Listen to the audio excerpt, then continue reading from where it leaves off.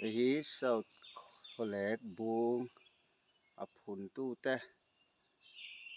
vel hriat reng la lung te an phun ania hei South Kholek a bul lawkah hian hei a tiang hawl lian tha tak mai rawn uai thla bawk a ti hian zung a kaih a thingkung in to ding nghal a ti hian a zar khi a do khawng nghal ani a zung thlak a tiang hawl an tia upat kan pi leh pu te kan nu leh pa te upa deuh te chuan he zung ang hian thing zung ang hian a uai fur mai a mahse tiang hawl tin an lam thin ani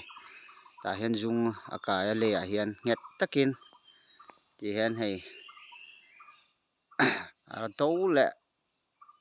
ta a tiang hian a zar lian deuh te deuh te pawh niang chu hei hmuang hian a do tuk mai ni ti hian nget em a bung zar te hi uai thla tliak che mai a awm lo ni hei hi South Kholek bung ani a